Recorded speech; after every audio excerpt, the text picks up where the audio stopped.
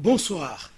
Comme on pouvait s'y attendre, l'actualité en ce temps dernier devient très mouvementée et très riche et que l'on savait plus ou moins que les choses devaient évoluer quand la preuve est là, l'Est de la République démocratique du Congo est une fois de plus en ébullition avec deux phénomènes, l'incursion de l'armée rwandaise avec déplacement, dit-on, des bornes de frontières, puis la formation d'une énième rébellion, et cette fois-ci dans le Nyiragongo. À ces deux actualités s'ajoute cette question des fosses communes découvertes dans la commune des Maluku. Et pour en parler, j'ai un invité que je m'en vais vous présenter dans quelques secondes. Mais, puisque les tribunes de l'ancien Premier ministre ne cessent d'agiter la classe politique, nous n'allons pas nous en empêcher d'en parler sur ce plateau. Maître Steve Kivuata, il est consultant juridique et cadre du Palou. Bonsoir, maître, et bienvenue. Merci beaucoup, M. Lick, et bonsoir à vous. Et j'ai constaté que vous êtes devenu le chouchou des médias, contrairement aux années passées où on ne vous voyait pas très souvent sur le plateau de télévision. Il doit y en avoir une raison, c'est laquelle? Non, la raison est tout simplement que le Palou, après avoir autant combattu pour la démocratie, et que la démocratie veut dire que le peuple détient le pouvoir de choisir, le Palou s'est rendu compte que le peuple est sous-informé.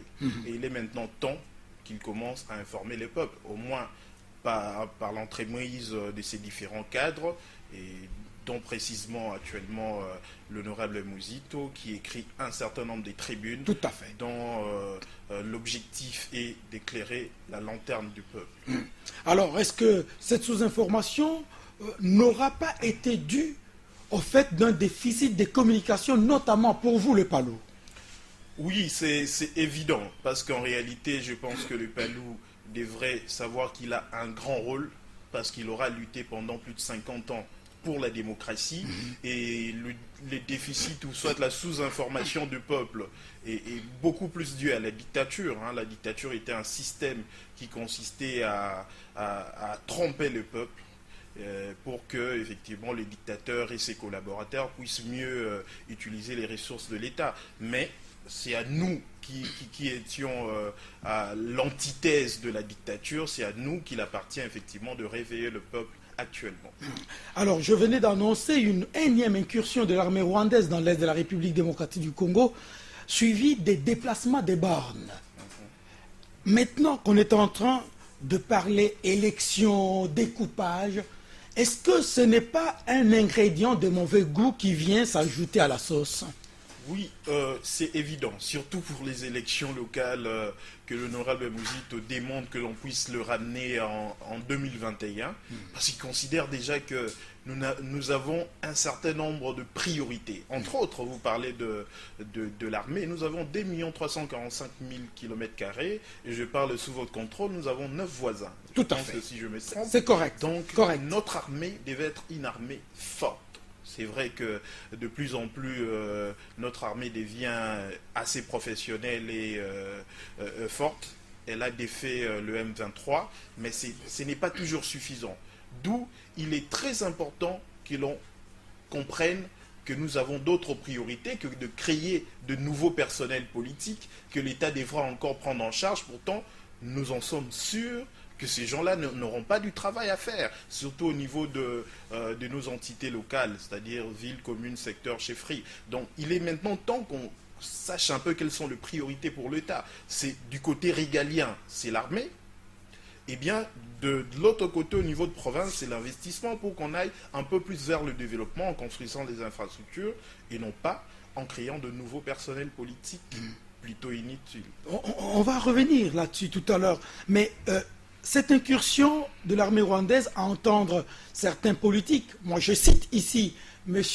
Gabriel Mokia, qui déjà, depuis quelques mois, il avait dit sur ce plateau que la guerre de l'Est est à jeune à Bango. C'est ce qu'il a dit. Et récemment, je l'ai entendu répéter mutatis mutandis, presque la même chose. Est-ce que vous avez l'impression que la crise qui se fomente et qui s'enclenche dans l'Est, elle le fait, j'allais dire, de l'AFDEL? Il faut mettre ça entre guillemets. C'est vrai que au niveau de l'Est du pays, il y a toujours eu des problèmes, même sous l'ancien président Mobutu. Donc c'est vrai, au niveau de l'AFDEL, il y a eu un certain nombre d'alliances. Mais comme je vous l'ai dit, le plus grand problème pour notre pays, c'est l'inefficacité de notre armée. Parce qu'on a 2 345 000 km², 9 voisins. Il faut qu'on ait une armée qui soit un peu plus équipée qu'actuellement, qui ait une arme, des armes de dissuasion. Notre armée n'est pas dissuasive. On doit s'en rendre compte. D'où d'ailleurs l'importance de temps à autre de faire recours à la MONUSCO. Je pense qu'on ne doit pas être en négation de nos faiblesses. Notre armée est en train de plus en plus de devenir forte, mais ce n'est pas toujours suffisant pour... D'aucuns pensent que cette faiblesse de notre armée est voulue. Non, c'est pas vraiment voulu. On doit quand même se rendre compte que notre armée, c'est vraiment un melting pot. C'est-à-dire, elle est faite de plusieurs rébellions. Notre armée, c'est pas un corps discipliné. C'est plus ou moins de gens, de politiciens qui sont à l'intérieur, de généraux nommés mais qui n'ont pas suivi un cursus, voilà, ne sont pas de gens de qualité, mais voilà, c'est un peu notre histoire, quoi. L'armée congolaise est à l'image de la politique congolaise qui est instable. Donc autant que notre politique est instable, autant que notre armée est instable. Mais c'est au fur et à mesure qu'on pourra la renforcer, d'où la nécessité actuellement de faire de plus en plus recours à la MONUSCO. Alors, comment vous lisez la naissance d'une énième rébellion toujours dans l'Est de la République démocratique du Congo? C'est regrettable. C'est regrettable parce que, en principe, notre peuple attend depuis de longues années que le politique puisse penser à son social. Ça ne serait pas intéressant, déjà du temps de la gestion de la primature par le patriarche Antoine Gizenga et l'honorable Mouzito. Déjà, il s'est posé le cas de Nkunda Batoire et à l'Est. D'ailleurs, si on a dû à un certain moment couper la bourse aux étudiants, c'est parce qu'il fallait faire face à cette guerre, et au même moment, il fallait payer la dette extérieure. Donc, à chaque instant, pour faire face à la guerre, on oublie un peu le social. Et ce n'est pas intéressant. Notre peuple n'attendra pas toujours éternellement que l'on fasse la guerre et qu'on oublie son social. Moi, je pense qu'il est vraiment temps que l'on étudie la question, que notre gouvernement sache que renforcer notre armée est une des priorités et que l'on fasse attention à ne pas créer de nouvelles dettes inutiles. Est-ce que cette rébellion qui s'est créée dans le Nyiragongo ne serait pas une diversion du gouvernement central de s'occuper, plutôt de s'occuper de l'essentiel, comme vous dites, et on détourne son attention pour sacrifier le social? Je ne crois pas que ceux qui sont actuellement au gouvernement, entre autres un peu le Palou, et surtout le président de la République, soient aussi machiavéliques. Je ne crois pas. Le fait qu'ils aient consacré autant de temps pour gérer ces pays, il faut quand même se les dire. Hein.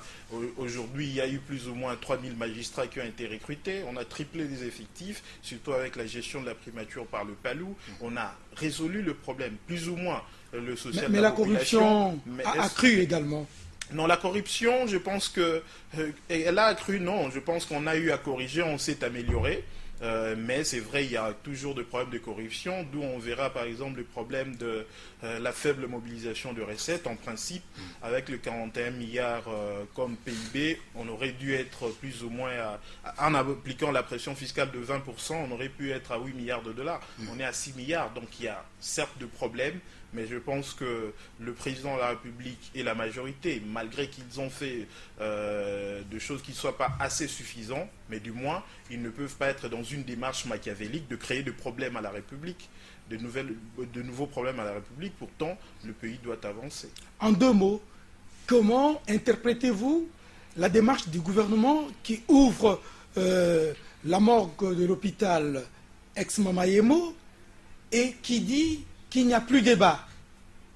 par rapport à ceux qui pensent que les gens enterrés indignement, par la suite le gouvernement a corrigé, et que parmi ces victimes-là, il y aurait des victimes politiques. C'est toujours à mettre entre guillemets, parce que moi, malheureusement, je ne suis pas comme eux, j'ai deux casquettes. La première casquette, je suis juriste. Je ne peux pas dire des choses sans vérification, sans preuve. Et deuxièmement, je suis cadre du Palou. Notre règlement intérieur nous interdit formellement d'entrer dans ces genres de supputations.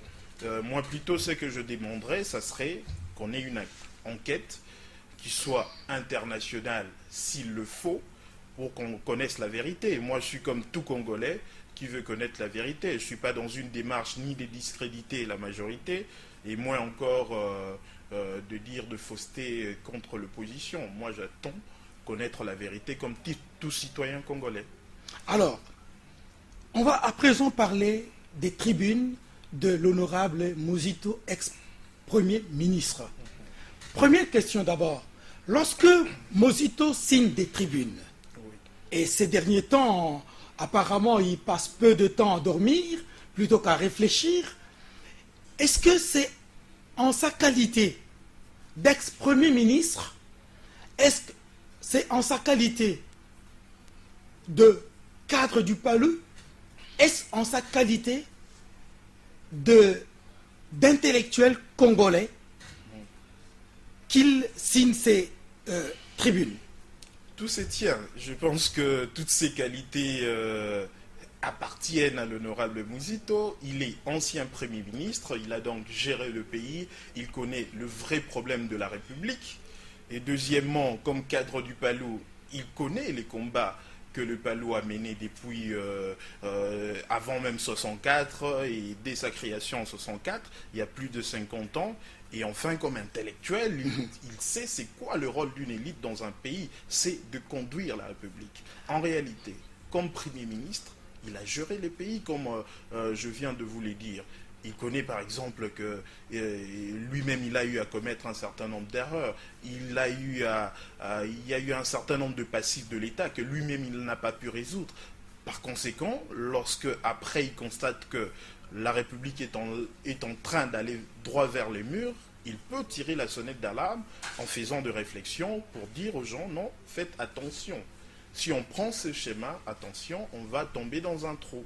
Et c'est ça le rôle d'un ancien Premier ministre qui n'est plus dans un complot contre la République ni contre le peuple, mais qui est dans de réflexions pour aider et le peuple à comprendre les enjeux et les dirigeants à ne pas commettre trop d'erreurs ni de fautes. Alors nous savons que Muzito se classe dans un pan plus ou moins économiste, il l'est, Voilà. mais son raisonnement ne rencontre pas toujours, j'allais dire, la perception des autres membres, je vous prends comme ça, de votre plateforme politique, de votre famille politique, c'est-à-dire celle qui est aux commandes des affaires de l'État.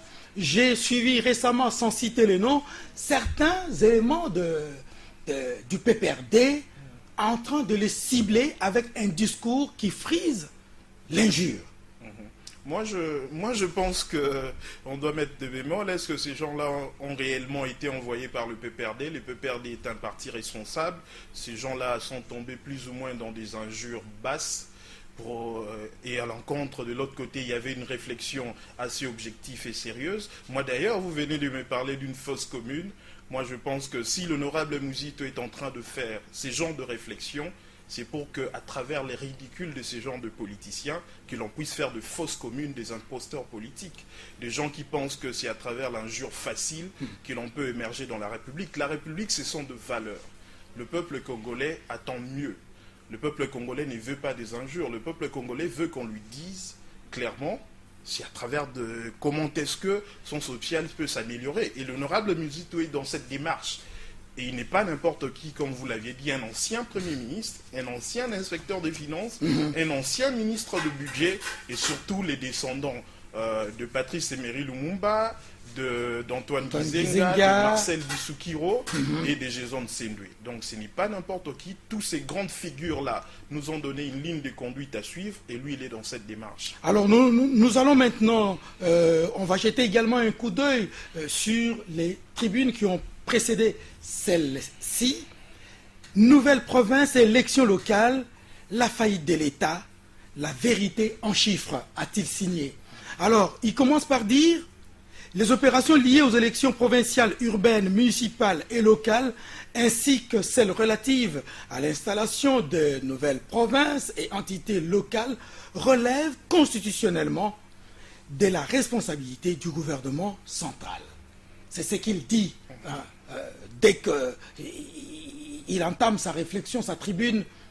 Mais qu'est-ce que lui entend par gouvernement central? Effectivement, il faut qu'on le sache à travers la Constitution. On a appliqué ce que le juriste appelle comme forme de l'État le régionalisme constitutionnel. Et dans le régionalisme constitutionnel, il y a 3 échelons de l'État. Le premier échelon, c'est les pouvoirs centraux qui a et le gouvernement central et le Parlement national. Et au niveau deuxième échelon de l'État, ce sont les provinces, avec les gouverneurs de province et les assemblées provinciales. Et les troisième échelon, c'est les entités territoriales décentralisées, dont la ville, la commune, le secteur et la chefferie, avec leurs différentes institutions. Donc le gouvernement central, c'est le gouvernement au niveau du pouvoir central. Alors, la province, c'est quoi? La province, d'ailleurs, il a écrit la première tribune État sans province. La province, selon la Constitution, n'est pas qu'un simple démembrement de l'État. La province devait en principe avoir de pouvoirs propres et de ressources financières propres. Et en principe, ces pouvoirs devaient lui être transférés. C'est vrai, la Constitution les reconnaît, mais techniquement, il fallait que le pouvoir central puisse le lui reconnaître, entre autres à travers la loi sur la fonction publique provinciale, qui allait permettre à ce que les provinces aient des administrations propres. Aujourd'hui, par exemple, dans la province qui a 4 domaines de compétences exclusives, l'enseignement, ça devait être une compétence exclusive de province, ça l'est à travers la Constitution, la santé, l'agriculture, ainsi que les affaires coutumières, ce sont des compétences exclusives. Or, il s'est fait qu'aujourd'hui, la fonction publique, au niveau de ces différents domaines à compétences exclusives, eh bien, sont détenus par le pouvoir central. Les enseignants sont nommés par le ministre central, par le pouvoir central, le médecin, et même les routes de desserte agricole qui devaient être construites par les provinces sont construites par le pouvoir central. On nous parle de 1000 écoles, on nous parle des hôpitaux qui sont construits par le pouvoir central, pourtant ça ne devait pas l'être.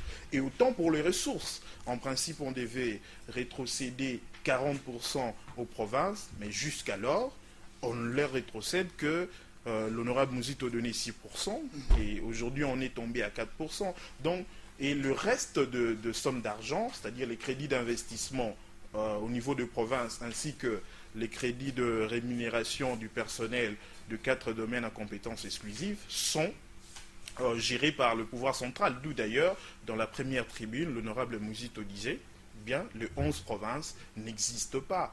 On est un État sans province, puisque les provinces n'exercent pas les compétences telles que l'air dévolues par la Constitution. D'où, dans la première tribune, la grande problématique, c'était de se poser la question. Déjà, les 11 n'ont pas bénéficié d'une décentralisation politique, a fortiori les 26. On risque de créer des provinces coquilles vides, pourtant on devra leur payer de l'argent. Pourtant, la population attend qu'on résolve ces problèmes sociaux et l'armée demande à ce qu'elle soit renforcée pour mieux sécuriser la République. Et là-dessus, on lui a répondu, c'est en forgeant qu'on devient forgeron. Et on lui dit qu'il est un peu plus négativiste plutôt qu'optimiste. Il est dans les chiffres. Dans les nouvelles provinces et élections locales égale la faillite de l'État. Il est en train de démontrer, chiffre par chiffre, que déjà, il est d'ailleurs en train de mettre le coût pour l'installation de nouvelles provinces qui n'ont d'ailleurs pas été prévues dans le budget 2015. J'aimerais bien qu'on lui prouve le contraire. Il n'y a aucune rubrique dans le budget 2015 qui prévoit l'installation de nouvelles provinces. Pourtant, elles devront être installées en 2015. Et en plus, les élections locales non plus, il n'y a pas assez de ressources. Mais il dit, c'est pas trop ça le problème. Mais au moins, il demande au gouvernement s'il pourra trouver quelque part de l'argent qu'il puisse d'ici juin faire une loi rectificative du budget pour l'insérer dans le budget, parce qu'en principe, c'est ça la transparence dans la gestion. Mais, en ce qui concerne le négativisme, moi je pense qu'il est dans une autre réflexion. Parce qu'en faisant ces calculs, il démontre qu'il y aura plus ou moins une impasse budgétaire de 320 milliards de dollars que l'État devra rechercher. Et en 2015 et en 2016, il n'y en aura d'ailleurs pas. Et d'où, lui, il considère que les élections locales devront être ramenées en 2021. Parce que c'est en 2021 qu'on pourra mobiliser plus ou moins 10 milliards de dollars. Pourquoi il est dit, hein? C'est important qu'on le dise. Allez-y. Pourquoi il dit ainsi? Parce qu'en réalité, lui-même, quand il était au pouvoir, on a un effectif de 600 000 enseignants. Et lui, il en payait 350 000. Et c'est toujours le même nombre que l'on paye jusqu'à aujourd'hui. Donc, il y a plus ou moins 250 000 enseignants qui ne sont pas encore payés, mais qui travaillent pour l'État. Est-ce que ça ne serait pas plus intéressant de résoudre d'abord ces passifs au lieu de créer de nouveaux personnels politiques? Je vous ai démontré ici que les provinces n'ont jamais bénéficié de la décentralisation politique. Pourtant, au niveau de ZTD, on applique ce qu'on appelle la technique de la décentralisation administrative. Et la décentralisation administrative ne consiste qu'en un transfert de compétences de province vers les ZTD, en un transfert de ressources de province vers les ZTD. Donc si les provinces, elles n'ont pas bénéficié de la décentralisation politique, ça veut forcément dire qu'au niveau de ZTD, nous aurons un personnel politique qui n'aura pas de travail, parce que les provinces qui n'ont rien, n'auront rien à rétrocéder, n'auront rien à transférer. Et d'où il s'est dit, mais au moins nous avons de l'autre côté les enseignants, eux qui travaillent déjà pour l'État. Est-ce qu'on ne devrait pas commencer d'abord par le payer? Nous avons la SNEL qui peine à travailler parce que vous m'avez dit que vous aviez eu des problèmes d'électricité. Eh bien, la SNEL, c'est plein de temps à autre que l'État est son plus grand débiteur. Ça, c'est vrai. Et la régie des eaux aussi. Est-ce que ce ne sont pas là le priorité? Mais le contraire est aussi valable par rapport à la SNEL et la régie des eaux. La SNEL doit aussi à la régie des eaux. Effectivement, effectivement. Donc ce sont plus ou moins d'ailleurs des entreprises en faillite aussi, malheureusement non déclarées. Et même l'État lui-même est en faillite parce qu'il a déjà de dettes. Est-ce que la rationalité, ça ne voudrait pas dire qu'on doit aller vers ça? D'où moi je dis ceci et je répète. C'est vrai pour les élections locales, il dit que ça doit aller en 2021. Mais pour les découpages, lui, il est pour. Est-ce que politiquement, justement, prenons cette échéance que fixe l'honorable Mouzito, politiquement, est-ce que ce n'est pas du grain qu'il jette dans l'engrenage? Non, moi je du pense sable, si vous voulez. Il fait une très belle proposition. Je pense que si les gens étaient dans le chiffre, s'ils étaient dans une analyse interdisciplinaire, parce que malheureusement, le problème c'est quoi? Le plus grand argument, comme vous l'aviez dit, moi je les ai aussi écoutés, ils disent non, avec les élections locales, on veut rapprocher les gouvernants de gouverner. Mais il faut que... Et rendre le gouvernement plus efficace dans leur action. Mais c'est ça, ne pas être sérieux. Comment est-ce qu'un gouvernement peut être efficace sans pouvoir et sans ressources? Parce que nous les démontrons déjà que les gouverneurs de province ne sont pas aussi efficaces que cela. Et croyez-vous qu'au niveau local, sans moyens et sans pouvoir, les gens pourront être efficaces? Non, ça serait plutôt rapprocher la déception de administrer, bien sûr. Parce que la population croira un peu pour l'indépendance, que dès qu'on a l'indépendance, les choses vont changer. Mais non, dès que les gouvernants seront proches d'eux, ils vont dire, mais non, Kinshasa prend tout notre argent et on ne sait rien résoudre comme problème. Et ça sera une désillusion. Alors, l'honorable Mouzito va dans les chiffres, mais je tiens à vous dire qu'en journalisme, trop de chiffres, ça devient ennuyant. Mais je vais vous lire un petit extrait d'une analyse qu'il fait. En répartissant le crédit de fonctionnement qu'il évalue, lui, à 241 milliards de francs. Non pas qu'il évalue, mais c'est ce que le gouvernement central donne en 2015 aux provinces et aux ETD. Ici, je le lis. Okay, ici, je le lis. Donc, 241 milliards de francs congolais. Entre les 26 provinces, on constate qu'en moyenne, chacune des nouvelles provinces va encaisser une tranche inférieure à 14 milliards de francs congolais, crédit minimum de fonctionnement versé au Maniema en 2015. Il poursuit en disant ceci. En accordant ainsi à chaque nouvelle province ce minimum de 14 milliards de francs congolais pour son fonctionnement, le crédit total nécessaire pour le fonctionnement de ces 26 provinces s'élève